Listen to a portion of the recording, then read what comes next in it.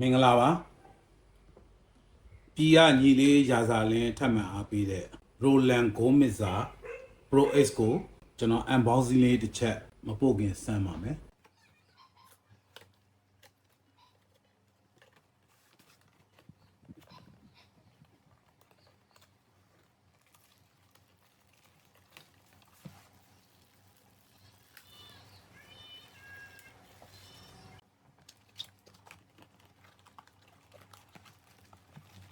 ဒါကတော့ Roland ရဲ့ QR code လေးနဲ့သူ့ရဲ့ menu ရဲ့စာအုပ်လေးပါဒီမှာကျိုး3ချောင်းပါမယ်ဂိုးမစ်စာ Pro X မှာ keyboard နဲ့ join ဖို့အတွက် volume တိုးကျယ်ပါမယ် keyboard left right ပါမယ် mic တိုးကျယ်ခလုတ်ပါမယ်ဒီမှာ mic ကိုရိုးချက်ထိုးလို့ရတယ်လို့ XLR combo ဖြစ်တဲ့အတွက်condenser mic တွေထိုးလို့ရတယ် condenser mic သုံးမယ်ဆိုရင်တော့48 volt on ပေးရမယ်ဒီမှာ battery ထည့်ပြီးတော့ battery on ပေးရမယ်ဒီမှာ battery ထည့်တဲ့အပေါက်ပါတယ် battery ထည့်ပေးရမယ်48 volt သုံးမှလို့တယ်ကျန်တဲ့ချိန်မလို့ဘူးနောက်ဒီမှာ48 volt အဖွင့်ပိတ်ပါမယ်ဒီကောင်ကတော့ဒီမှာကျိုးထည့်ပေးထားတယ်တခြား smartphone အနေနဲ့ချိတ်ဖို့အတွက် ERRS ကျိုးပါမယ်ဒီမှာကတော့ guitar ထိုးဖို့ guitar အတိုးကျယ် guitar ဂျက်ပေါက်ဒါကတော့ main volumeဒီဘက်မှာက line in နှစ်ပေါက်ပါသေးတယ်တခြား computer တို့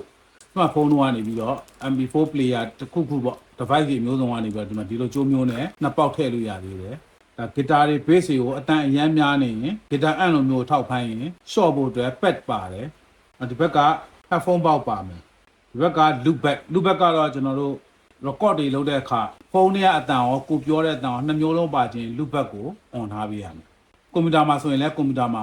တွေကအတန်ရောကိုပြောတဲ့အတန်ရောနှစ်ခုလုံးပါဖို့အတွက်ကိုတီးတာတွေရောအကုန်လုံးပါဖို့ဆိုရင် loop back ကို on လုပ်ရတယ်ချိတ်ဆက်ဖို့အတွက်ကအရင် iPhone တွေအတွက် Lightning ကြိုးပါမယ်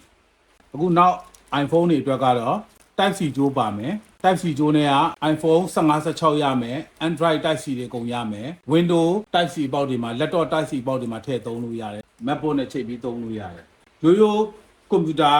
ဒီလို USB ပေါက်မှာတက်သုံးခြင်းရင်တော့ micro USB ကြိုးတကြိုးဖုန်းတိုင်းမှာထပ်ဝယ်လိုက်လို့ရှိရင် micro USB ကိုဒီမှာတက်မယ်ပြီးသွားရင်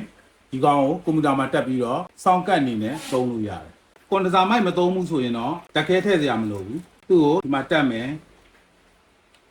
ပြီးတော့ကျွန်တော်တို့ဖုန်းရဲ့ Type C ပေါက်မှာတက်မယ်ဒါဆိုရင်ဒီမှာမီလင်းသွားပြီဒီမှာမီလင်းသွားပြီတော့ဖုန်းမှာချိတ်လိုက်တာ ਨੇ